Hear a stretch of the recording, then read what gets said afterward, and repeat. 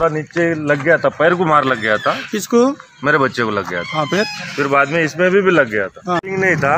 हाँ। पूरे इसके बाद में लगने के बाद ये जो बच्चे को मार लगता, ये पूरे नट वगैरह ढीले पूरे। ये कल रात में मैंने मेरे हाथ से करा था, ये पूरे खुले रहे। हाँ। ये भी इसके अंदर में पूरा ढीला है, इसमें भी पूरा दिक्कत है।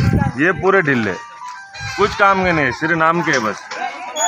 ये पूरा हल रहा है। क्या हुआ फिर? ये जो लोहा भी है ना एकदम हल्का ही है। हाँ। कुछ भी लगा था बच्चे को, एक बच्चे को तो यहाँ पैर पे भी मार लग गया गिर के। ये पूरा ढीला है, ये पूरे नटे ढीले है। फिर बाद में हम सागर भैया को बोल के इसको जहाँ था काम था, थोड़ा बिल्डिंग का काम कराया। तो ये लगाए तो आपके लिए अच्छा नहीं हुआ कि फिर? वो अच्छा हुआ, मगर पूरा क्वालिटी होना ना बढ़िया। उसमें क्वालिटी नहीं, मतलब क्वांटिटी होना है। जैसा खाली लगाने से थोड़ी हुआ। अच्छा। इसमें पूरा जर मजबूत होना चाहिए ना।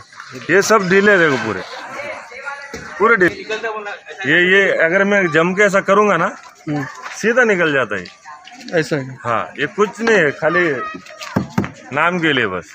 प्रभागातील नागरिकांनी तक्रार केली होती की इथे भाऊ काही साहित्य हलून राहिले आहे आणि इथे कुठले मुरुम अथवा रेती वगैरे टाकली नाही। हे कसं पटून आल्यानंतर इथे बघत असता इथे गोटे वगैरे मुलांना वगैरे लागलेले आहे। काही मुलांचे डोके फुटले आहे। त्यांच्या आईवडिलांनी तक्रार केली असता आम्ही इथे पाहणी केली, तर पाहणीमध्ये आम्हाला आढळून आलं की काम चांगल्या दर्जाचं नसून एकदम निकृष्ट दर्जाचं आहे।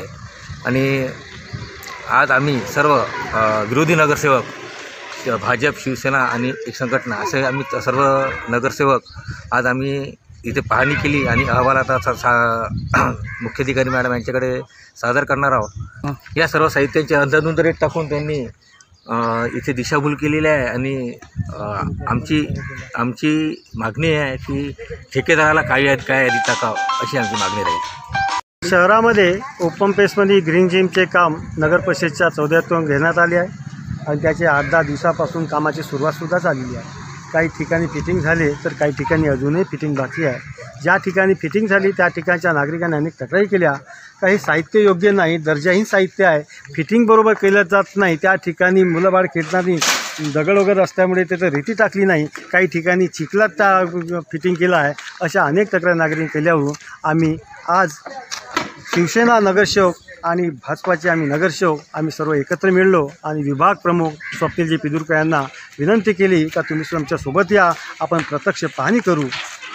तेव्हा आमचे विभाग प्रमुख यांनी वेळेवर अर्जंट महत्त्वाचे काम असल्याचे कारण सांगून त्यांनी आमच्यासोबत येणे टाळले, परंतु आम्ही प्रत्यक्ष फिरलो आणि त्या परिस्थितीतल्या नागरिकांना घेतलं आणि खरंच ती परिस्थिती पाहिली असता काही खानेकर लेआउट मंच जिम पूर्णतः चिखलात बसलेला आहे। जसं प्रभाग 2 मधील 106 मंच काही साहित्य तुटून बाहेर पडलेलं आहे।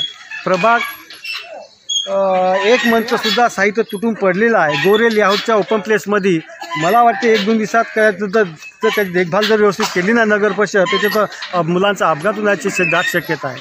असे हे दर्जाहीन साहित्य लावून लाखो रुपयाचा भ्रष्टाचार केल्याची आम्हाला दाट शंका आहे। त्याकरिता आम्ही नगर परिषदेतून याची सविस्तर माहिती घेऊ आणि याबाबतची उच्चस्तरीय चौकशी मागू आणि विभाग प्रमुखावर कारवाई करण्यात यावी व ठेकेदाराचे नाव काळ्या यादीत ठेवायची ही अशी आमची मागणी करू।